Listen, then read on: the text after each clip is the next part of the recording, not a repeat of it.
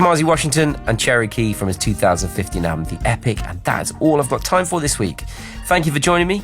I'm Jamie Cullum, and this has been a Folded Wing production for BBC Radio 2. On the BBC Sounds app, on your smart speaker, and on 88 to 91 FM.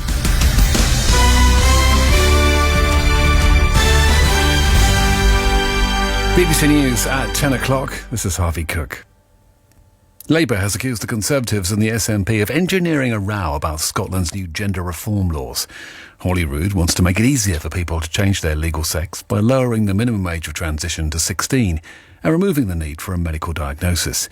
The government in Westminster thinks the proposals could clash with UK-wide equalities legislation. The government's announced plans to ban all forms of conversion therapy in England and Wales, including for transgender people. The bill will outlaw attempts to change someone's sexuality or gender identity.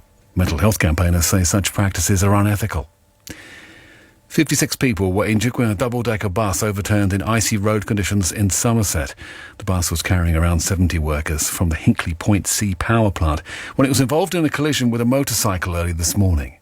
Jaris Ware lives a short distance away and was woken up by a loud crash. I heard shouting, screams, I heard some horns beeping, and I realised that there must have been a major accident outside on the road.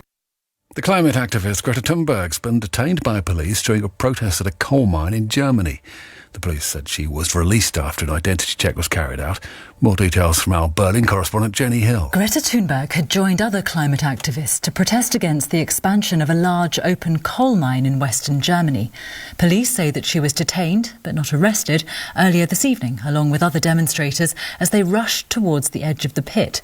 She smiled as she was dragged away and was later photographed sitting alone in a police van. Ms Thunberg arrived a few days ago to support activists who want to stop the diggers reaching the abandoned village of Lützerath, which sits above a rich supply of lignite, the most polluting form of coal. She's described the plan as a betrayal of present and future generations.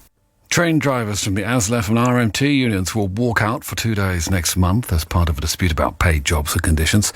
Several other unions, including ones for university staff and civil servants, have also announced strikes on the 1st of February. The second day of industrial action will be on the 3rd.